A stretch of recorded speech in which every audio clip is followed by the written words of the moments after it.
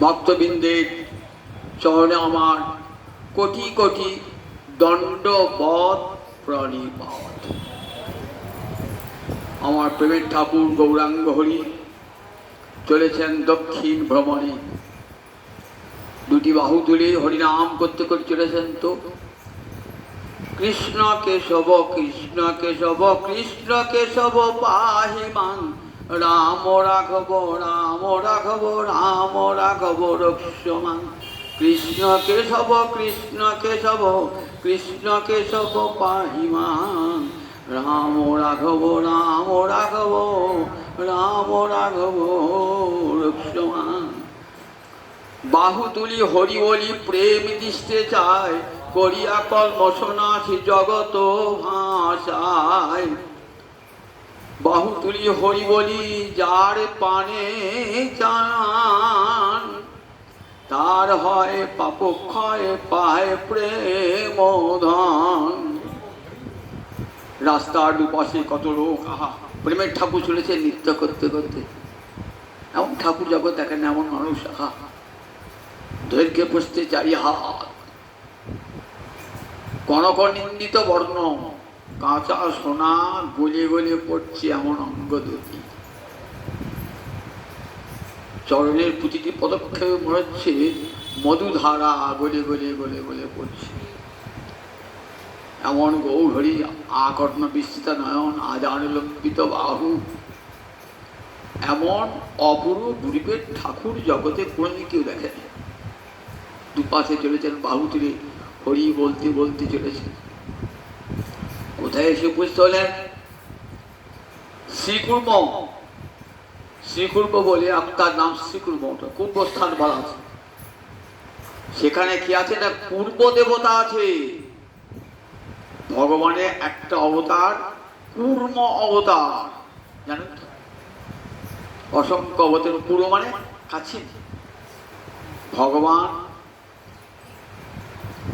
একবার লীলাকার করার জন্য কূর্মরূপে অবতীর্ণ হয়েছে। কখনো বলুন দেখি, ক্ষীর সমুদ্র যখন মন্থন হয়, ইন্দ্র যখন লক্ষ্মী ভ্রষ্ট হয়ে যায়, লক্ষ্মী চলে যান পাতালে, তখন ক্ষীর সমুদ্র মন্থন হয়। ক্ষীর সমুদ্র মন্থন করেছিলেন কারা? দেবতা আর অসুরেরা। তো মন্থনটা কেমন বলুন দেখি? দধি মন্থন করেন না, এই গোয়ালাদের মেয়েরা যেন দধি মন্থন করে বটের ডাঁট ঘুরিয়ে ঘুরিয়ে ঘুরিয়ে ঘুরিয়ে দধি মন্থন করে। তা মন্থন করতে গেলে দণ্ড চাই তো, তার দণ্ডটা কি হবে? মন্দর পর্বত তাকে তুলে নিয়েছে, সেই দণ্ড হয়েছে। অত বড় ভারী দণ্ড কার পিঠে চাপাবে? ভগবান তখন কি করলেন? বললেন ঠিক আছে, কোনো চিন্তা নাই, আমি যাব বিশাল কূর্ম মূর্তি ধারণ করে, আমার পিঠে থাকবে ওই মন্থন দণ্ডটা। ক্ষিতিরতি বিপুলতরে তিষ্ঠতি তব পৃষ্ঠে, ক্ষিতিরতি বিপুলতরে তিষ্ঠতি তব পৃষ্ঠে, ধরণী ধারণ কিন চক্র গরিষ্ঠে, কেশব ধৃত কূর্ম শরীর জয় জগদীশ হরি। ক্ষিতিরতি বিপুলতরে তিষ্ঠতি তব পৃষ্ঠে, তোমার বিশাল পৃষ্ঠদেশ, সেখানে তুমি গোটা পৃথিবীটাই যেন স্থান পায়। ক্ষিতিরতি বিপুলতরে তিষ্ঠতি তব পৃষ্ঠে, ধরণী ধারণ, গোটা পৃথিবীটাকে ধরে তুমি তুলেছিলে। তখন তোমার চতুর্দিকে একটা কড়া দাগ হয়েছিল। ধরণী ধারণ কিন চক্র, একটা কাশ্মীরের পিঠা কোনো দেখবে একটা গোল দাগ দেখতে পাওয়া যায়। কেশব ধৃত কূর্ম শরীর জয় জগদীশ হরি। সেখানে কূর্ম অবতারের পূজা হয়। কূর্ম অবতার মহাপ্রভু সেই স্থানে গিয়েছেন, কূর্ম অবতারকে রেখে মহাপ্রভু প্রেমে নৃত্য করছেন। আর এই স্তোত্রটি বলছেন, ক্ষিতিরতি বিপুলতরে তিষ্ঠতি তব পৃষ্ঠে, ধরণী ধারণ কিন চক্র গরিষ্ঠে, কেশব ধৃত কূর্ম শরীর জয় জগদীশ হরি, প্রেমে নৃত্য করছেন। ওই স্থানে লোকের ছুটে এসেছেন, বোধহয় সাক্ষাৎ কুর্মবতারই আবার এলেন বোধহয় ভগবান, এমন রূপে মানুষ দেখেছি। এক ব্রাহ্মণ নিমন্ত্রণ করলেন, তারও নাম কুর্ম। ওই দেশে কুর্ম অবতার বুঝে সবাই অনেকে নাম কুর্ম রাখা যায়, আমাদের গৌর নাম, আমাদের সবাই বেশিরভাগ গৌর নাম, নিতাই নাম, কুর্ম নাম। বলে, হা প্রভু, তুমি সাক্ষাৎ দেখেছি, সাক্ষাৎ ভগবান প্রভু, আমার গৃহে আজ ভিক্ষা করি। মহাপ্রভু নিমন্ত্রণ গ্রহণ করলেন, দলে দলে লোক আসছে ঠাকুরকে দর্শন করতে। আর মুখে হরে কৃষ্ণ কৃষ্ণ কৃষ্ণ হরে হরে, হরে রাম রাম রাম হরে হরে। মুখে কৃষ্ণ নাম শুনছেন, শুনতে শুনতে তারাও কৃষ্ণ বাবা। খুব আনন্দ করবে, বিপুল আনন্দে নৃত্য করছে। আজ আমার গৃহে ভগবান এসেছে, খুব আনন্দ। পাশে এক ব্রাহ্মণ বাসুদেব বিপ্র। বাসুদেব বিপ্র মহাপাপাচারী ছিলেন বলে কুষ্ঠ ব্যাধি হয়েছিল, গলিত কুষ্ঠ। বাসুদেব গলিত কুষ্ঠ মানে ঘাগুলো গলে গলে পড়ছে, রক্ত পুঁজ পড়ছে, মানে পোকা পর্যন্ত হয়েছে, খাইয়েতে পোকা আসছে। তাকে দেখলে সবাই দুর্গন্ধ, সবাই ঘৃণা করে, রাস্তা দিয়ে সবাই এড়িয়ে চলে তাকে। সবাই বাড়ির লোক তো বটেই, বাইরের লোক কেউ তো সবাই ঘৃণায় দুটো সরে যায়। শুনলেন আমার পাশের বাড়িতে এসেছেন স্বয়ং ভগবান, কিন্তু রাত্রিবেলাতে আসতে পারেন নাই, সকালও ছুটতে ছুটতে এসেছেন, কিন্তু মহাপ্রভু তার আগেই বিদায় নিয়েছে। তখন কাঁদছেন, আমি এমন অভাগা, আমার বাড়ির দুয়ারে ভগবান এলেন, তার সাক্ষাৎ হলো না। আমি তো পাপিষ্ঠ, তাই কুষ্ঠ ব্যাধিতে আক্রান্ত হয়েছি। ভেবেছিলাম সেই প্রেমের ঠাকুরটিকে একবার নয়ন ভরে দেখবো, হলো না বলে কাঁদছেন। প্রভু, আমাকে কেউ ভালোবাসে না, সবাই আমার গায়ে দুর্গন্ধ দেখে, আমার গলিত কুষ্ঠ থেকে সবাই আমাকে ঘৃণায় আমাকে দূরে সরিয়ে দেয়। প্রভু, তুমি কি আমাকে দেখা দেবে না, দেখা দেবে না বলতে বলতে কাঁদতে কাঁদতে মৃত্যু করেছে। দেখছেন মহাপ্রভু সাহায্যে কি করে মহাপ্রভু লিখে, তখন বলে আবির্ভাবে ভক্ত ডাকছেন, তো মহাপ্রভু ছুটে চলে এসেছেন। ছুটে চলে এসে বাসুদেব ওঠো বলে বাসুদেবকে জড়িয়ে ধরেছেন। বাসুদেবকে, প্রভু তোমার এমন সোনার অঙ্গ, আর আমার গোটা গায়ে ঘা পুঁজ, তুমি আমাকে আলিঙ্গন করো না প্রভু, আমার একটা মূর্খ পামর পর্যন্ত ঘৃণা করে, আর তুমি প্রভু এমন প্রেমের ঠাকুরটি হয়ে আমাকে জড়িয়ে ধরলে। না বাসুদেব বলে জড়িয়ে ধরেছেন, জড়িয়ে ধরেছেন তো কি হলো দেখুন, কি অদ্ভুত কাণ্ডটি হলো। সঙ্গে সঙ্গে কোথায় কুষ্ঠ ব্যাধি চলে গেল, একবারে দিব্য দেহ ধারণ করলেন। দিব্য দেহ। কবিরাজ গোস্বামী পাদ বলছেন, বিশ্বাস করুন স্বয়ং আমি রঘুনাথ দাস গোস্বামী মুখ থেকে কথা শুনেছি যে মহাপ্রভু এমনি করে গরদ পুষ্টি বাসুদেবকে কি বা করেছিলেন, সঙ্গে সঙ্গে দিব্য দেহ লাভ হয়ে গেল। দিব্য দেহ বললেন, এক দর্শন দান করলেন, নিজের রূপ দর্শন করালেন, কৃষ্ণমূর্তি দর্শন করালেন। বললেন বাসুদেব তুমি কৃষ্ণ নাম করো। বলে আমি মহাপাপী, বলে তোমার সব পাপ ক্ষয় হয়ে যাবে। এক কৃষ্ণ নামে যত যত পাপ হরে, পাপীরও সাধ্য নাই তত পাপে করে। তুমি কৃষ্ণ নাম করো, ভাগবতী বলে আমি তার সাক্ষী কৃষ্ণ নাম করছি। বলে প্রভু আমার এমন সুন্দর দেহ দিলে, এবার তো আমার অহংকার হবে, মানুষের রূপ হলে যে অহংকার হয়। বলে না, আমি আশীর্বাদ করলাম তোমার চিত্তে কোনোদিন অহংকার হবে না, তুমি এখানে বসে বসে কৃষ্ণ নাম করো। এইবার মহাপ্রভু গিয়েছেন রঙ্গক্ষেত্রে। রঙ্গক্ষেত্রের কথা তো একদিন বলেছি, কার গৃহে উঠেছিলেন? বেঙ্কট ভট্টের গৃহে মহাপ্রভু উঠেছিলেন। এই বেঙ্কট ভট্টের পুত্রের কি নাম ছিল? গোপাল ভট্ট, ছয় গোস্বামীর অন্যতম। জয় রূপ সনাতন ভট্ট রঘুনাথ, শ্রীজীব গোপাল ভট্ট দাসের রঘুনাথ। এই গোপাল ভট্ট কে ছিলেন? গুণমঞ্জরী, ব্রজলীলায় ছিলেন গুণমঞ্জরী, রাধারানীর গণ সম্পর্কে, রাধারানীর মামাতো বোন, তাই রাধারানী নিজ গণ। এবারে গৌর প্রিয়জন গোপাল ভট্ট হয়ে এসে আবির্ভূত হয়েছে। পূর্বে যারা রাধারানী সখী মঞ্জরি তারাই তো এবার পুরুষ মূর্তি ধারণ করে এসেছেন, যেহেতু গৌরহরি পুরুষ বেশি। কোন মঞ্জরি আজ এখানে এসেছেন গোপাল ভট্ট রূপে। গোপাল তখন ছোট্ট, যখন মহাপ্রভু বেঙ্কট ভট্টের গৃহে গিয়েছেন না, গোপাল তখন 7-8 বছরের বালক, ছোট ছেলে। কিন্তু ছোট ছেলে হলে কি হবে, ও তো সিদ্ধ দেহ, মঞ্জুর দেহ, তো দেখেই চিনতে পেরেছেন ওই তো রাধা ভাব কান্তি ধারণ করে এসেছেন আমার গৌরহরি, দর্শন করেছেন। আর গৌরহরিও চিনতে পেরেছেন, যেই প্রণামটি করেছেন না, মাথায় হাত দিয়ে আশীর্বাদ করেছেন। আর মহাপ্রভু শঙ্খ ছাড়েন না। 4 মাস মহাপ্রভু ছিলেন বেঙ্কট ভট্টের গৃহে, চাতুর্মাস্য ব্রত করেছি। কখন হয়? শয়ন একাদশ থেকে উত্থান একাদশ পর্যন্ত এই 4 মাস চাতুর্মাস্য ব্রত করেন। দেখবেন ভাগবতের প্রথমে এই চাতুর্মাস্য ব্রতের কথা আছে। এই সময় ঋষিরা আর বনে জঙ্গলে থাকতেন না। বর্ষাকাল তারা চলে আসতেন কোথায়? কোন সাধুর গৃহে, গৃহস্থাশ্রমে। সেখানে কি করতেন? ভিক্ষা করতেন। আর সেই ভিক্ষালব্ধ অন্ন গোবিন্দকে নিবেদন করতেন, নিবেদন করে প্রসাদ গ্রহণ করতেন। যারা আসতো তাদেরকে প্রসাদ দিতেন।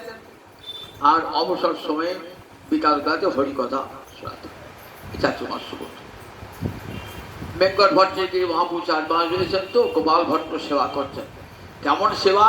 প্রভুর মন বুঝে বুঝে সেবা।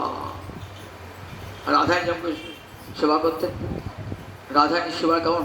কৃষ্ণ বাঞ্ছা পূর্তি রূপে করে আরাধনে, অতএব রাধিকা নামি পুরাণে বাখানে। রাধারানী কৃষ্ণ মন বুঝে বুঝে সেবা। কৃষ্ণ কি চান সব রাধারানী ভালো বুঝতেন, মন বুঝে বুঝে সেবা চান। তা রাধারানী সখী মঞ্জরি তার ঠিক মন বুঝে বুঝে গৌরের সেবা করতেন। 4 মাস পরে যখন আসছেন, কাঁদছেন হাও হাও করে গোপাল ভট্ট, প্রভু গো, আমি তোমার সঙ্গে যাব।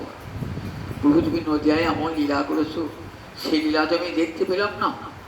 আমার এমন দুর্ভাগ্য, কোথায় দূর দেশে জন্মালাম, যদি নবদ্বীপে জন্মাতাম, তোমার নবদ্বীপের লীলা দর্শন করতে পেতাম। এই মনে করে কাঁদছেন। তো দেখছেন হঠাৎ সেই নবদ্বীপের লীলা দর্শন করছেন। শিবাসঙ্গনে আমার মহাপ্রভু নৃত্য করছেন। গদাধরকে বামে নিয়ে নৃত্য করছেন, গায়ে চাঁদকে নরহরিকে দক্ষিণে নিয়ে নৃত্য করছেন মহাপ্রভু। সেই মূর্তি ভেসে উঠল। প্রভু আমাকে নিয়ে চলবে না, তুমি পিতা মাতা তোমার পিতৃব্য এদের সেবা করে এরা যখন অন্তর্ধান করবে, তখন তুমি বৃন্দাবনে যাবে। তোমার নির্দিষ্ট স্থান হলো বৃন্দাবন।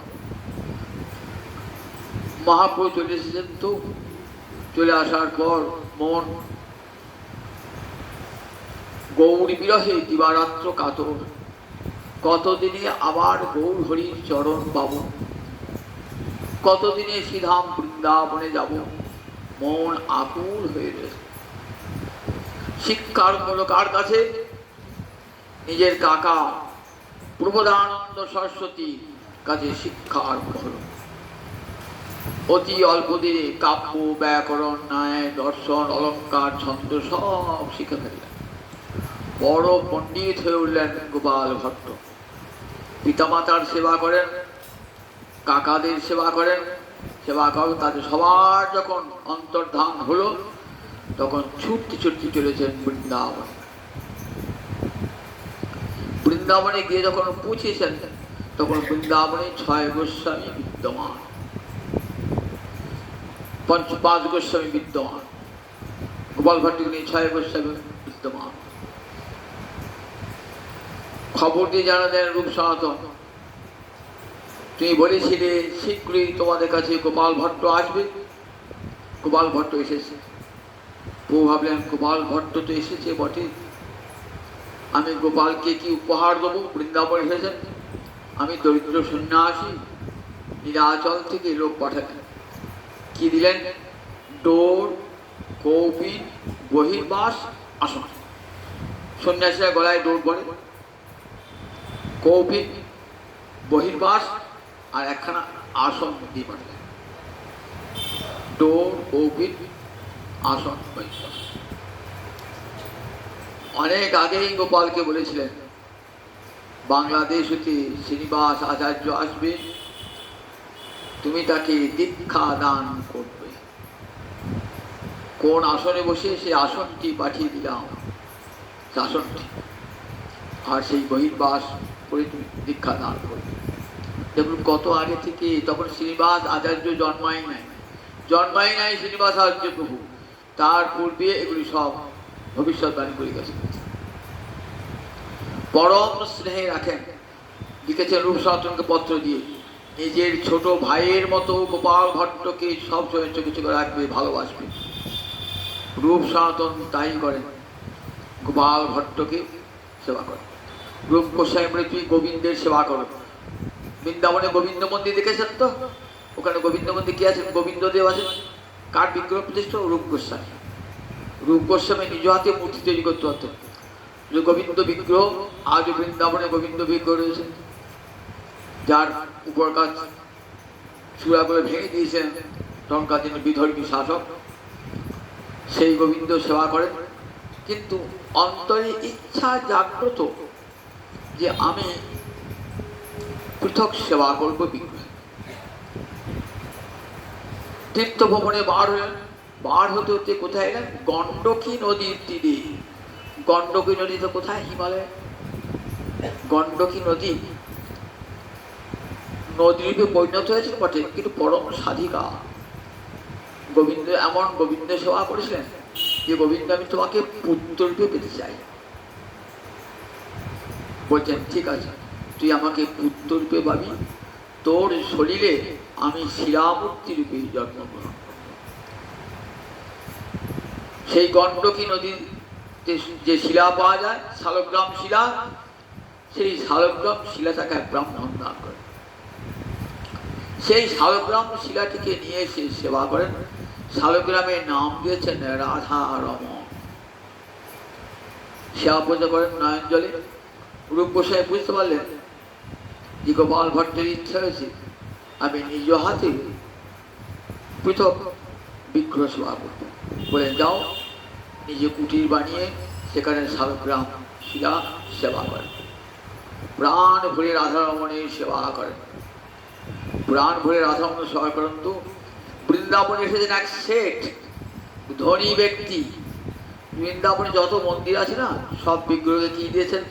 পরবার বসন দিয়েছেন, পোশাক দিয়েছেন, অলঙ্কার দিয়েছেন। যেমন রাধারমণের মন্দির, রাধারমণ মন্দিরটা কোথায়? নিধুবনের কাছেই রাধারমণ মন্দির। সেখানে রাধারমণ মন্দির দিয়েছেন, পড়াবেন, পোশাকগুলি পরাবেন, আভরণগুলি পরাবেন, পড়াবেন। গোপাল ভট্ট ভাবছে সে তুমি তো দিয়ে গেলে, কিন্তু শালগ্রাম শিলা পোশাকই বা পরাবো কোথায়? কাপড়ই বা পরাবো কোথায়? আরে অলঙ্কারই বা পরাবো কোথায়? মনে মনে ভাবছেন। এই ভাবনা করতে করতে ভোর উঠে দেখছেন, ঘর খুঁজে যখন মঙ্গলারতি করছেন, তখন দেখছেন আর শালগ্রাম শিলা নয়, ত্রিভুজ মুরলী ধর মাথাটি ভঙ্গ হয়ে দাঁড়িয়েছেন। পিছনে পৃষ্ঠদেশে শিলামূর্তি লেগে আছে। আর যদি বৃন্দাবন যান দেখবেন রাধা পৃষ্ঠদেশে শিলা আর ত্রিভঙ্গ ভঙ্গ হয়ে দাঁড়িয়েছে। আনন্দের সীমা নাই। রাধারমণকে সেই পোশাক পরিয়ে দিলেন, অলঙ্কার পরিয়ে দিলেন। খুব আনন্দ, মনের আনন্দে রাধারমণের সেবা করেন। গোপাল ভট্টের প্রাণধন সে রাধারমণ। পাশে তো রাধারানী নাই, তাই একটা রাধারানীর রূপর মুকুট বাম পাশে বসিয়ে দিলেন, যে ওইটি রাধারানীর প্রতিনিধি হয়ে থাকে। আজও বৃন্দাবনে তাই আছে, ওই রাধারমণের বাম পাশে রাধারানীর রূপর। গোপাল ভট্ট থাকেন বৃন্দাবনে, রাধারমণের সেবা করেন। তার যে কজন শিষ্য ছিল তার মধ্যে হরিবংশ ছিলেন তার প্রধান শিষ্য। এর নাম হল হরিবংশ। হরিবংশ প্রধান শিষ্য, পরম গুরু ভক্তি। তাকে সব শিখিয়েছেন, সমস্ত দীক্ষা দিয়ে তাকে সব শিখিয়েছেন। যেমন আচার্য প্রভুদাস শিষ্য, তেমনি হরিবংশ একজন শিষ্য। একদিন একাদশী তিথি, একাদশী তিথিতে সেদিন তো প্রসাদান্ন গ্রহণ করতে নাই, শাস্ত্রে বলেছেন। সেদিন প্রসাদান্ন, চর্বিত তাম্বুল, ভগবানের কোনো কিছু গ্রহণ করা যাবে না। কিন্তু হরিবংশ বলেছেন কি, তাম্বুল পানের খুব নেশা ছিল তার। রাধারানীর চর্বিত তাম্বুল পান করে এসেছে। গুরুদেব তো তার মুখে পান চিবনো দেখে একবারে ক্রুদ্ধ হয়েছে। হরিবংশ তুই একই করলি? জানি না, প্রসাদান্নম সদাগ্রাহ্য, প্রসাদান্ন শব্দ কিন্তু হরের একাদশী বিনা, শ্রীহরির দিন একাদশী তিথি, সেদিন ছাড়া প্রসাদান্নম সদাগ্রাহ্য। চর্বিত তাম্বুল, ওদিন তাম্বুল পান নিষেধ, তুই তাম্বুল বললেন রাধারানী চর্বিত তাম্বুল রাধা দিয়েছে। বলে দেখ শাস্ত্রে নিষেধ কি আছে, ওই দিন মহাপ্রসাদ পর্যন্ত পরিত্যাগ করা আছে। অনেকে বলেন মহাপ্রসাদ খেয়ে বেশ, পুরীতে মহাপ্রসাদ খায়, এসব যারা জানেন না শাস্ত্রী তারা বলেন পুরীর লোক খেতে পারে। মহাপ্রভু নিয়ে পুরীতে গিয়ে একাদশী ব্রত পালন করেছে। পরীক্ষা করবার জন্য মহাপ্রভুকে প্রসাদ দেওয়া হয়। মহাপ্রভু মহাপ্রসাদের বন্দনা করলেন, মহাপ্রসাদকে রেখে দিলেন। পরের দিন দ্বাদশী দিন সেটি গ্রহণ করেন। কাজে একাদশী সর্বত্রই কার্য, পুরী বলে আরো কোনো পৃথক নিয়ম নাই। একাদশী একাদশী বলেন, অত্র নিরাহারত্বাৎ মহাপ্রসাদ ও পরিত্যাগ বিধিয়তে। দেখবেন হরিভক্তি বিলাস গ্রন্থগ্রন্থ সনাতন গোস্বামী টিকা করতে একটা দিগদর্শন টিকা, দিগদর্শী টিকা। সেখানে বললে, এখানে যে বললেন যে প্রসাদান্ন গ্রহণ করবে না, মহাপ্রসাদ গ্রহণ করবেন না, তাহলে শুধু অন্ন নয়, এখানে নিরাহার মহাপ্রসাদ ও পরিত্যাগ বিধিয়তে। সেদিন অন্ন, এই পঞ্চশস্যের মধ্যে যদি মহাপ্রসাদ করে সেটি গ্রহণ করা যাবে না। শাস্ত্রের বিধি বলেন মহাপ্রসাদ ত্যাগ করে কি হয়? মহাপ্রসাদ চিন্ময় প্রসাদ, আমরা এমনি প্রসাদ খাই না, এমনি অন্ন খাই না, কারণ পাপ আশ্রয় করে। শাস্ত্রে বলে জানি কানি জ পাপানি ব্রহ্মাত্মাধিকারী জ অন্নম আশ্রিত তিষ্ঠন্তি সম্প্রাপ্তি হরিবাসয়। হরিবাসয় হলে পরে যত যত পৃথিবীতে পাপ আছে না, সমস্ত পাপ কোথায় গিয়ে আশ্রয় নেয়? বলে অন্নে আশ্রয় গ্রহণ করে। সেই জন্যে সেদিন অন্ন গ্রহণ করলে পারে কি হয়? পাপ ভক্ষণ করা হয়। ভালো করে শুনে রাখবেন, একাদশীর দিন অন্ন গ্রহণ করলে পারে প্রতি গ্রাসে পাপ ভক্ষণ করা হয়। তাই একাদশীর দিন কি সদবা, কি বিধবা, কি ব্রাহ্মণ, কি ক্ষত্রিয়, কি বৈশ্য, কি শূদ্র, 8 বৎসর বয়স হতে 80 বৎসর বয়স পর্যন্ত প্রত্যেকের একাদশী ব্রত পালন করা কর্তব্য। সেদিন মহাপ্রসাদ বলেও মহাপ্রসাদ খাওয়া যাবে না। বলে কেন মহাপ্রসাদ খাওয়া না? কেন বলেন, বৈষ্ণব এমন কোনো বৈষ্ণব আছেন যিনি মহাপ্রসাদ খান না? বৈষ্ণব মাত্রেই প্রতিদিন তারা মহাপ্রসাদ খান, তারা প্রসাদ ভোজি। জগৎ দেখান দেখেনি এমন কোনো বৈষ্ণব আছেন যারা মহাপ্রসাদ ছাড়া খান? গোবিন্দকে নিবেদন করে তবে তারা খান। গোবিন্দকে নিবেদন না করে কোনো তারা কিছুই খান না। পত্রং পুষ্পং ফলং সব আগে গোবিন্দকে নিবেদন করে তারা করে। তা গোবিন্দকে নিবেদন করে মহাপ্রসাদ হয়ে গেল। তাহলে রোজই তার মহাপ্রসাদ খান। একাদশীর দিনও যদি মহাপ্রসাদ খান তাহলে একাদশী থাকবে? পৃথিবীতে একাদশী থাকবে? একাদশী আমি মহাপ্রসাদ খেলাম, তাহলে একাদশী মানা কি হলো? একাদশী হলো। সেই জন্য একাদশীর বিশেষ মর্যাদা, ওই দিন যেন পঞ্চশস্য অন্যাদি কোনো প্রকারেই গ্রহণ করা যাবে না। কিন্তু হরিবংশ তাম্বুল সেবন ছাড়তে পারতেন না। রাধারানীর চর্বিত তাম্বুল ভোজনের পর সেই প্রসাদ খেয়েছে। বলছি প্রভু, এই তো চর্বিত তাম্বুল রাধারানীর কৃপা প্রসাদ। বলে রাধারানীর কৃপা প্রসাদ হলেও গ্রহণ করা যাবে না। পরের দিন আবার ঠিক বলছি, গুরুদেব তোমার সব আদেশ পালন করলো, এই আদেশ আমি পালন করতে পারলাম না, আমি তাম্বুল না খেয়ে থাকতে পারি না। বলে ঠিক আছে হরিবংশ, তুই আমাকে মুখ দেখাবি না, আমি তোকে চিরকালের মধ্যে ত্যাগ করি। তুই গুরুর আদেশ লঙ্ঘন করলি, তোকে আমি চিরকাল ত্যাগ করি। গুরুর কাছে সারা হয়ে গেছেন, পৃথক রাধা বল্লভ মূর্তি প্রতিষ্ঠা করেছেন, সেবা করেন সেখানে। রাধা বল্লভ সেবা করতে করতে একদিন হঠাৎ দৈবক্রমে নির্জন স্থানে দেখছে একটা দস্যু এসে তাকে হত্যা করে। তখন রাধারের নাম জপ করছে, আর ওই মুন্ডটা কিন্তু মরে নাই। মুন্ডটা কি করছেন, যমুনার জলে ভাসিয়ে দিয়েছেন। তো ওই যমুনার জলে ভাষ্য আছে, জয় রাধা রমন, জয় রাধা রমন, আমার গুরুদেবের প্রাণধন, জয় রাধা রমন, গোপী নিরঞ্জন, জয় রাধা রমন, বৃন্দাবন ধন, জয় রাধা রমন। যমুনার জলে কাটা মুকুটা ভাসছে আর বলছে, জয় রাধা রমন, জয় রাধা রমন। পূজনে আসছে, ভাটি মুখে নয়, পূজন মুখে আসছে। একটি ঘাটে স্নান করতেন প্রতিদিন গোপাল ভট্ট। সেই ঘাটের কাছে গোপাল ভট্ট কে গান করছে, কে গান করছে, আমার গুরুদেবের প্রাণধন জয় রাধা রমন। কে গান করছে, আমার গুরুদেবের প্রাণধন রাধা রমন। কণ্ঠস্বর কিন্তু হরিবংশের মতো কণ্ঠ, কে গাইছে? নারীশ্বর শিব দেখছে একটা কাটা মুন্ড, জয় রাধা রমন, জয় রাধা রমন বলতে বলে যাচ্ছে। ঘাটে বসিতে দাঁড়িয়েছেন, তখন দেখছেন মুন্ডটা ভাসতে ভাসতে ভাসতে ভাসতে আসছে। দেখছে হ্যাঁ তো হরিবংশ, হরিবংশ। মাথায় ঠেকাচ্ছেন গুরুদেবের চরণে। দেখুন, এর আগে রাধারানী দর্শন দিয়েছেন গোপাল ভট্টকে। বলছেন, আচ্ছা গোসাই গোসাইজি, আমার আদেশের উপরেও কি তোমার আদেশ? হরিবংশ তো অন্যায় করে নাই, সে তো আমার কৃপাদেশ প্রাপ্ত, আমার প্রসাদ পেয়েছে, তার উপর কি গোস্বামীজি অনুশাসন চলবে নাকি? বলছে, হে দেবী, তুমি নিশ্চয় পরীক্ষা করছো, পরীক্ষা করবো। দেবী, সদাচার ছাড়া তোমার কৃপা পাওয়া যায়? তুমি তো শাস্ত্রে বলেছ, গুরুকে জমান্য করে কোনোদিন তাকে কৃপা করবো না।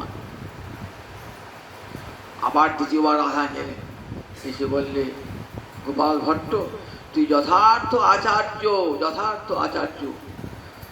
গুরু অবজ্ঞা রূপ যদি ভজনে এসে যায়, ভজন একবার যদি বিগড়িয়ে যায়, সব পতন হয়ে গেল। গুরুর প্রতি কোনো ক্রমে যদি অবজ্ঞা চলে আসে, তাহলে আর তার ভজন সব ব্যর্থ হয়ে যায়। কারণ আগেই হরি তাকে পরিত্যাগ করে, গুরুদেব ত্যাগ করবার আগেই হরি তাকে পরিত্যাগ করে। তাই ভজন যদি একবার বিগড়ে যায়, ঠিকই করেছে, আমার অনুশাসন উপর গুরু অনুশাসন করব। জয় রাধা বলছেন, হে গুরুদেব, আমাকে রাধারানীও কৃপা করেন নাই, তুই গুরুবাক্য লঙ্ঘন করেছিস, আমাকে কৃপা কে বলতে? দেখো প্রভু, সে অপরাধে দস্যু আমার মস্তক খণ্ডন করেছে। আমি প্রার্থনা করেছিলাম আমার মুন্ডটা, আমার দেহটা খণ্ডিত হলো, আমার মুখে যেন রাধারানীর নাম বার হয়। আমি গুরুর কাছে গিয়ে এই কাটা মুন্ড নিয়ে আমি গুরুর চরণে ক্ষমা প্রার্থনা করি। তাই রাধারানী কৃপা করে আমার এই কাটা মুন্ডে বাণী দান করেছেন, তিনি সরস্বতী, তিনি বাণী দান করেছেন। হে গুরুদেব, বল তুমি কৃপা করবে কিনা? তখন গোপাল ভট্টের দুটি নয়নে জল। দেখ, গুরু তো শিষ্য তো পুত্র সমান, শত অপরাধ করলো পিতা যেমন পুত্রকে ক্ষমা করেন, আমিও তোকে তেমনি করে ক্ষমা করছি। দেখ, শুধু জগৎকে শিক্ষা দান করবার জন্য আমি ত্যাগ করেছিলাম। দেখ, গুরু কখনো শিষ্যকে ত্যাগ করতে পারে, শিষ্য ত্যাগ করলো, গুরু কখনো শিষ্যকে ত্যাগ করতে পারে না, অভিশাপও দেয় না। গুরুর আশীর্বাদ সব সময় শিষ্যের মাথায় থাকে। আমি তোকে বাইরে ত্যাগ করেছি শুধু লোক শিক্ষার জন্যে। দেখো, একাদশীর দিন তাম্বুল পান করো না, গুরুর বাক্য লঙ্ঘন করো না। তোকে যদি প্রশ্রয় দিতাম, তাহলে জগতের কাছে ভুল বার্তা পৌঁছাতো যে একাদশীর দিন তাম্বুল চর্পণ করলেও কোনো পাপ হয় না। তাই তোকে দিয়ে আমি জগৎকে শিখালাম যে দেখো 11 দিন চর্বিত তাম্বুল গ্রহণ করবে না, 11 দিন, আর গুরুবাক্য কখনো লঙ্ঘন করবে না। যার যেমন গুরু হোক সেই গুরুবাক্য কোনো মতেই লঙ্ঘন করা যাবে না, তাই তার শাস্তি এমনই হয়। মাথা ছুলে যা, তোর মুক্তি হয়ে গেল, তুই রাধারানীর চরণে দাসী হয়ে রাধারানীর সেবা কর। জগৎকে দেখালেন যে রাধারানীও কৃপা করতে পারেন নাই যদি গুরুদেব কৃপা না করে। কৃষ্ণ রুষ্ট হলে গুরু রাখিবারে পারে, গুরু রুষ্ট হলে কৃষ্ণ রাখিবারে নারী। শাস্তি বলেছে, দেখালেন জগৎকে প্রত্যক্ষ প্রমাণ দেখালেন। সেই গোপাল ভট্ট মহাপ্রভু বৃন্দাবনে রয়েছে, মহাপ্রভুর গোবিন্দ গৌরের সেবা করেন, মাঝে মাঝে গৌরলীলা দর্শন হয়। মাঝে মাঝে যখন ওই রাধা মনের মধ্যেই বলেন, হে প্রভু কৃপা করে একবার আমাকে গৌরূপ দর্শন করা। রাধারামায় গৌরূপ ধারণ করেছে, অপূর্ব গৌরব সন্ন্যাসী মূর্তি ধারণ করেছে। গোপাল ভট্ট একবার আত্মনির্ভ, প্রভু আমার দেহ মন প্রাণ সব তোমার চরণে চিরকালটি নিবেদন করলাম। সেই গোপাল ভট্ট হরিভক্তি বিলাস গোপাল ভট্টের লেখা, সনাতন গোস্বামী পদে লেখা নয়, কিন্তু সনাতন গোস্বামী পদ একটা টিকা লিখেছেন, কিন্তু শ্লোকগুলি সব সংগ্রহ করেছেন। দেখবেন সনাতন স্বীকার করেছেন গোপাল ভট্ট বিলিখিত এই হরিভক্তি বিলাস। আমরা সনাতন নামে প্রচার করি, কিন্তু সনাতন গোস্বামী করেছেন এই হরিভক্তি বিলাস গোপাল ভট্টে লিখিত। গোপাল ভট্ট লিখিত 20টা বিলাসে ভক্তির যা যা অঙ্গ আচরণ করতে হবে সেগুলি সব দেখিয়েছেন। হরিভক্তি বিলাস বৈষ্ণব স্মৃতি, যা কিছু পালন আদি হবে, যা কিছু বোধাদি হবে, সব হরিভক্তি বিলাস মতে সনাতন গোস্বামী বা তার টিকার 6টা সন্দর্ভ শ্রী গোস্বামী লিখেছেন। তো এটিও গোপাল ভট্টের দান। গোপাল ভট্ট বিভিন্ন জায়গা থেকে শ্লোক সংগ্রহ করে এনেছেন, শ্রীজীব গোস্বামী তার ব্যাখ্যা দান করেছেন। সৎসন্দর্ভ 6টা সন্দর্ভ গ্রন্থে শ্রীমদ্ ভাগবতের দার্শনিক ব্যাখ্যা, তত্ত্ব সন্দর্ভ, পরমার্থ সন্দর্ভ, ভগবৎ সন্দর্ভ, প্রীতি সন্দর্ভ, ভক্তি সন্দর্ভ, এই 6টা সন্দর্ভ গ্রন্থ শ্রী গোস্বামী ভাগবতের উপর ব্যাখ্যা, যাতে ভাগবতের ব্যাখ্যার কেউ অতিক্রম করতে না পারে। গোস্বামী পদগুলোকে অনুসরণ করে ভাগবতের ব্যাখ্যা। তাই ভাগবত পাঠের পূর্বে এই 6টি সন্দর্ভ গ্রন্থ আগে পড়তে হয়, তবে শ্রীমদ্ ভাগবতের ব্যাখ্যা করা যায়। এই সৎসন্দর্ভ ছোট্ট কারিকা আকারে রচনা করেছে। আর সৎক্রিয়া সার্টিফিকা বৈষ্ণবদের বিবাহ, উপনয়ন, অন্নপ্রাশন, যারা কৃষ্ণ মন্ত্রে দীক্ষিত তাদের কেমন করে হবে, আমরা যেখানে কি করি, আমরা স্মৃতিমতে করি। স্মৃতিমতে সাধ্যে বলে রাখবো, গো সাধ্যে মাছ দিতে হয়, একটা প্রেত খাবে তো মাছ দিতে হয় না। কোন কৃষ্ণ ভক্ত প্রেত হয় না, সে প্রেতকেও যায় না, তাকে মাছও দিতে হয়। কিন্তু আমাদের এখানে তাই দেয় সবাই। সাধ্য বিধান বৈষ্ণবমতে হয় না, বিবাহ বৈষ্ণবমতে হয় না, অন্নপ্রাশন উপনয়ন কোনটাই বৈষ্ণবমতে হয় না। কিন্তু পশ্চিমবাংলার বাইরে অনেক জায়গাতেই হয় ওই বৈষ্ণব মতে সৎক্রিয়া সার্টিফিকা। এটি সব গোপাল ভট্টের লেখা। গোপাল ভট্ট পরম পণ্ডিত ছিলেন। এই মহাপ্রভু এই গোপাল ভট্টকে কৃপা করে এবার কোথায় এলেন, দক্ষিণ মথুরায় এসে উপস্থিত হয়েছেন। দক্ষিণ মথুরায় সেখানে এক রাম ভক্ত বিপ্রের আতিথ্য গ্রহণ করেছেন। রাম ভক্ত বিপ্র বড় আমাদের প্রভু, চলো চলো প্রভু আমার গৃহে। দেখছেন প্রেমভরে নাম কীর্তন করছেন। চলো আমার বনের মধ্যে একটা কুটির, রাম নাম করে যাচ্ছে, রাম নাম করে যাচ্ছেন, মহাপ্রভু কৃষ্ণ নাম করছেন। অনেক বেলা পরে সে মহাপ্রভু দেখছেন তখনও রান্না চলে নাই, তো তীব্র পেরিয়ে গেছে। ঠাকুর ভোগ লাগবে কখন? তা বুঝে দেখুন লক্ষণ গিয়েছেন শাকন্য শাক আদি ফল মূল শাক আহরণ করতে গিয়েছে, তো সেখান থেকে লক্ষণ আসবে, তবে তো সীতা দেবী পাক করবেন, তারপর রান্না হবে। মহাপ্রভু আনন্দে জড়িয়ে ধরেছেন, কি ভজন তোমার গো, আহা কি ভজন তোমার। লক্ষণ নিয়ে আসবে বন থেকে, বন্য ফল মূল নিয়ে আসবে, শাকাদি নিয়ে আসবে, তবে সীতা দেবী রন্ধন করবে, রামচন্দ্রের ভোগ লাগাবে। ফলে করে সম্বিত হয়েছে, ও প্রভু তোমাকে নিমন্ত্রণ করেছি। রন্ধন করলেন, রন্ধন করে অনেক বেলা 3 প্রহরে মহাপ্রভুকে ভোগ লাগালেন। মহাপ্রভু ওখান থেকে চলে গেলেন আরো বহু তীর্থ। ঘুরতে ঘুরতে ঘুরতে ওইখানে দেখলেন যে আমি ভোজন করলাম বটে, কিন্তু ভোজন করলেন না, রাম ভক্ত বিপ্র ভোজন করলেন না, আমাকে খাওয়ালেন। বললেন তুমি উপাস রয়েলে কেন? তা বলছে প্রভু আমি উপাস আজ নয় বহু থেকে উপাস করছি। কেন? প্রভু যেদিন শুনলাম আমার সীতা দেবী মহালক্ষ্মী জগন্মাতা রাক্ষসটাকে স্পর্শ করলো, রাক্ষসটাকে, আমি সেই শোকে দুঃখে আমি আর অন্ন স্পর্শ করলাম। বলে কে বলেছে? সীতা চিদানন্দময়ী, তাকে দর্শন করবার যোগ্যতা সাধারণ মানুষের নাই। রাবণ তো দূরের কথা, ভক্তরা তাকে দর্শন করতে পারে, স্পর্শ তো দূরের কথা, দর্শন করা যায় না। এই চোখ দিয়ে সীতা দেবীকে দর্শন করা যায় না, আর সীতার অঙ্গ রাবণ স্পর্শ করবে? শোনো, রাবণ সীতাকে স্পর্শ করতে পারে না। লক্ষণ যখন গণ্ডি কেটে দিয়ে গেলেন না, অগ্নি দেবতাকে ভার দিয়ে গেলেন, তোমার উপর ভার থাকলো সীতাকে রক্ষা করবা। রাবণ যখন ব্রাহ্মণ ভিখারি বেশে এলেন, তখন রাবণ যখন ধীরে ধীরে নিজের পরিচয়টা তুলে ধরলেন সীতাকে হরণ করবার জন্য, তখন সীতয়ার আধিত বন্যী ছায়া সীতাম অজিজনম। সীতা তখন অগ্নিদেবকে কাতর স্বরে প্রার্থনা করছেন, এখন আমাকে রক্ষা করো, আমাকে রক্ষা করো। তখন কি করলেন? অগ্নিদেব নিয়ে গেলেন সীতা দেবীকে, একটি ছায়া সীতাম অজিজনম, একটি ছায়া সীতা নির্মাণ করলেন। ছায়া সীতা তাঙ্গে জহার দশগ্রীব সীতা বন্যী পুরঙ্গতা। সীতা বন্যী পুরঙ্গতা, সীতা চলে গেল অগ্নিদেবের ভবনে। আর দশগ্রীব রাবণ, রাবণের 10টা গ্রীবা, 10টা স্কন্ধ তার গ্রীবা, তার রাবণ যে হরণ করলেন সীতাকে। সেটা কোন সীতা? ছায়া সীতা, মায়া সীতা। দেখেছেন তো, সেটা হরিকথা শুনতে হয়। এই সিদ্ধান্ত গোস্বামী বাদমানের সিদ্ধান্ত। বলুন দেখি, এই সিদ্ধান্তকে খণ্ডন করতে পারবে? সবে আমরা শুনি সীতাকে হিল হিল করে রাবণ কান্না নিয়ে গেল। সীতাকে স্পর্শ করবার ক্ষমতা রাবণে আছে? তাকে দেখতেই পায় না চিদানন্দময়ী মূর্তি,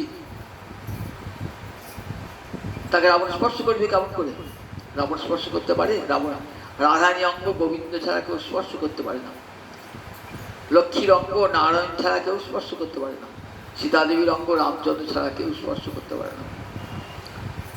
কিন্তু শাস্ত্রপণ না দেখলে মনটা তো ঠান্ডা হচ্ছে না। সেতুবন্ধ রামেশ্বর, রামেশ্বরে কি আছেন? মহাদেব আছেন।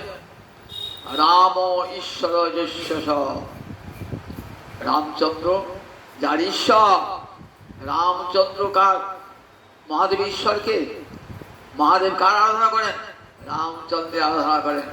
তাই রামস্য ঈশ্বর নন, রাম ঈশ্বর যশ। রাম যার ঈশ্বর, পঞ্চমুখে রাম নামে জপেন ত্রিপুরারি, পঞ্চমুখে রাম নাম জপ করছেন মহাদেব।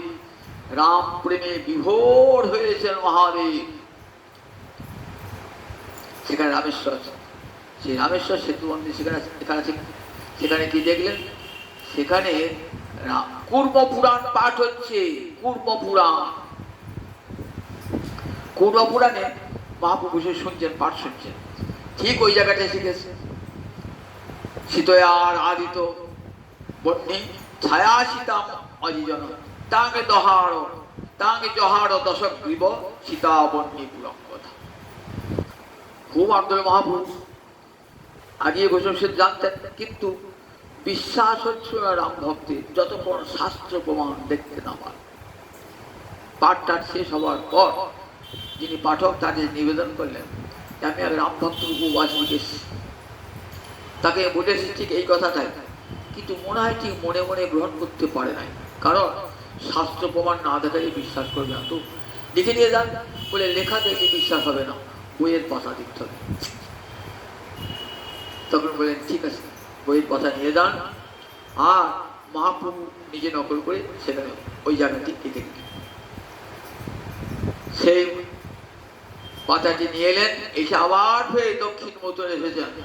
বলে প্রভু এই নাও, এই নাও তোমার, এই না দেখো, তুমি বিশ্বাস করছিলে না, দেখেছো আমি সেতু বন্ধ রামেশ্বরে গিয়ে পাঠ শুনলাম, সেখানে পূর্ব পুরাণের কথা লেখা আছে। এবার বিশ্বাস হতো, পূর্ব পুরাণ তো বৈদিক পুরাণ, বিশ্বাস হবে তো? জড়িয়ে ধরেছেন, ওগো আমি ভাবতাম তুই সন্ন্যাসী, এখন দেখছি আমার সেই রামচন্দ্র ভগবান আমাকে কৃপার করার জন্য এসেছে, প্রভু তোমার চরণে আমি সর্বস্ব নিবেদন করলাম। এমনি করে সে রাম ভক্তকে কৃপা করলেন মহাপ্রভু, জগৎকে দেখালেন দেখো জগন্মাতা সীতা দেবী, তাকে স্পর্শ করবার ক্ষমতা কার নাই। এই সিদ্ধান্ত যেমন চৈতন্য চৈতামৃতে তোমার ভাগবতের সিদ্ধান্ত, ভাগবত না শুনলে চোখ কান ফোটে না। ধর্ম সম্বন্ধে মানুষ চিরকাল অজ্ঞ থেকে যায় যতক্ষণ ভাগবত শ্রবণ না হয়ে যায়। সবাই আমাদের শ্রী রামায়ণ পাঠে গিয়ে রাবণ সীতাকে হিল হিল করে টানতে টানতে নিয়ে গেল, দেখেছেন তো? ভাগবতে কেমন সুসিদ্ধান্ত বলে, না না রাবণের ক্ষমতা নাই। যখন লঙ্কা জয় করে রাবণ আসছেন, তখন সীতাদেবীকে রামচন্দ্র তোমাকে গ্রহণ করবো না আমি। কেন? তুমি রাবণের ঘরে ছিলে তো, তোমাকে আমি গ্রহণ করব না, রাবণের ঘরে ছিলে। বললে সীতাদেবী তখন বড় দুঃখ হলো অন্তরে, আমাকে আর কতবার পরীক্ষা করবি, অন্তর বড় বেদনা পেলেন। ঠিক সেই বললেন ঠিক আছে তোমাকে নিতে পারি, একটা শর্তে, অগ্নি জ্বলবে, প্রত্যক্ষ রূপে অগ্নির মধ্যে প্রবেশ করে দক্ষতা দিয়ে ফিরে আসতে পারো, জানবো তোমার অঙ্গকে স্পর্শ করতে পারে। অগ্নি পর্যন্ত হলো, সীতাদেবী প্রবেশ করলেন, অগ্নিদেব কি করলেন, অগ্নিদেব ওই ছায়া সীতাটি পুড়ে গেল, নিয়ে চলে গেলেন, আসল সীতা জেনে রামচন্দ্রের কাছে পাঠিয়ে, রামচন্দ্রের কাছে। রামচন্দ্র সে আসল সীতাকে নিয়ে এলেন, সঙ্গে বিভীষণ আদি সমস্ত বানরগণকে সঙ্গে নিয়ে এসেছেন।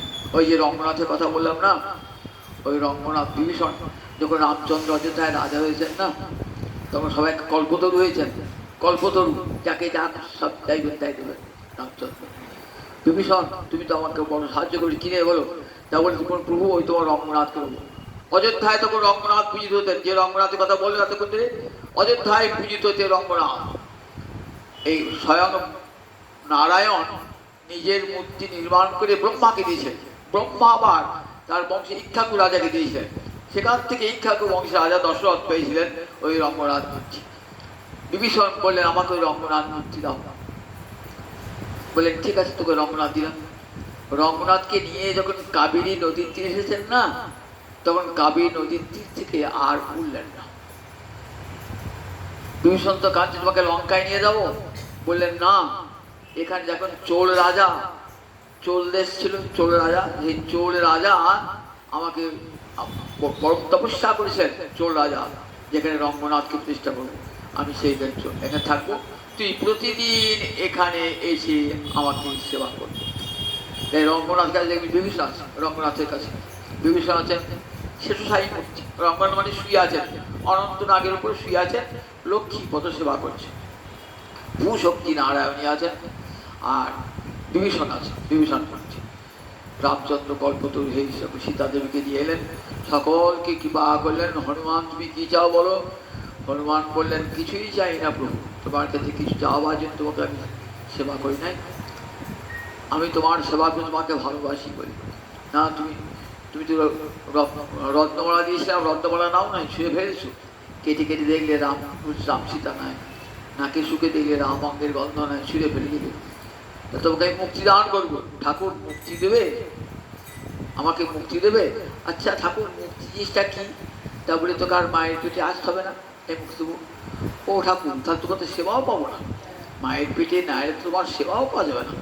না না প্রভু, আমি যুগে যুগে রামদাস হয়ে তোমার সেবা করবো প্রভু, আমি আবার মায়ের পেটে আসবো, আবার হরিমূর্তি ধারণ করবো, আবার তোমার সেবা করবো। বসে তাই বলেন তো, তুমি আর নিত্যানন্দ বিহইবে যথা, এই করো জন্মে জন্মে ভৃত্য হই তথা। তারা ভক্তিও চান না, মুক্তিও চান না, তারা প্রেম সেবা চান। বলে মুক্তি তো সহজলভ্য, হরিভজনেই মুক্তি লাভ হয়ে যায়, কিন্তু মুক্তি ভক্ত নেয় না। প্রেম ভগবান কাউকে দিতে চান না, প্রেম ভক্তি ভক্তি দেন, মুক্তি দেন, কিন্তু প্রেম ভক্তি লুকিয়ে রাখেন। আর সেই প্রেম ভক্তি আমার মহাপ্রভুর পরম দান। দেখেছেন তো কত বড় দাতা। অন্য অবতারে কি দিয়েছেন এসে? স্বর্গ চাও, স্বর্গ নাও, ব্রহ্মপদ যাও নাও, ইন্দ্রপদ যাও নাও, দিয়ে দিয়েছে সব, যা যা ভোগ চাইবে দেবো, কিন্তু প্রেমটি দেবো না। প্রেমটি দেবো না। কেন দেবো না? প্রেম দিলে ঋণী হয়ে থাকতে হবে। জগতে কেউ কি সাধে দেনাগ্রস্ত হতে চায়? ঋণী হয়ে থাকতে চায়? যদি ভক্তকে প্রেম দেয়, সেই প্রেম ঋণে ভগবানকে চিরদিন ঋণী করে রাখে। তাই দেন না, এটা আমার মহাপ্রভু অনর্পিত চলে গেছি রাহাতে করুণায় অবতীর্ণ করো সমর্পয় তুমি উন্নত উজ্জ্বল সাঙ্গে স্বভক্তি। তাই অর্পিত চরিত্র, অনর্পিত চরিত্র। অর্পিত চরিত্র মানে যা আগে দেওয়া হয়েছিল, অনর্পিত চরিত্র মানে যা দেওয়া হয় নাই, অন্য কোনো অবতারে দেওয়া হয় নাই প্রেম ভক্তি। আমার গৌরাঙ্গ অবতারে দান হয়ে সেই প্রেম ভক্তি, যে প্রেম ভক্তিতে মহাপ্রভু ভগবান জগতে সবার কাছে ভগবান ঋণী হয়ে থাকে। কেমন দিলেন দেখুন, কেমন দানটা মহাপ্রভু। নিজে যা আস্বাদন করেন তাই জগৎ জীবকে দিলেন। আপনি বাড়িতে ভালো মন্দ খান তো, কিন্তু যখন লোককে খাওয়ান, বহু লোক খাওয়াবেন তো সেখানে খিচুড়ি তৈরি করে খাও, খিচুড়ি খাও, ইচ্ছা মতো তত খিচুড়ি খাও। নিজে ভালো মন্দ মিষ্টি আনিয়ে খাচ্ছেন ঘরে মধ্যে, তাহলে নিজের খাবারটা আর লোকের খাবারটা এক হলো কি? খুব দাতা, অনেক দান করেছেন, বহু লোক খাইয়েছেন বলে খুব দাতা বুঝলাম, নিজের লোক আর ঘনিষ্ঠ লোককে খাওয়াচ্ছে। আমাদের খাইছে কি? আমাদের গরিব লোককে খাওয়াচ্ছে কি? অন্যান্য ভগবান কেমন সেই রকম খিচুড়ি খাইয়ে দিয়েছেন সব।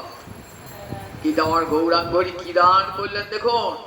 একবারে রাজভোগ, নিজে আস্বাদন করে রাধা প্রেম, নিজের আস্বাদ্য বস্তু সেই রাধা প্রেম দান করে দিলেন গৌর হরি। তাই তুমি দাতা শিরোমণি মহাবদান্য, তোমার চরণে কোটি কোটি প্রণাম জানি। তাই আবার আগামী হ্যাঁ একাদশী শুক্রবার একদিন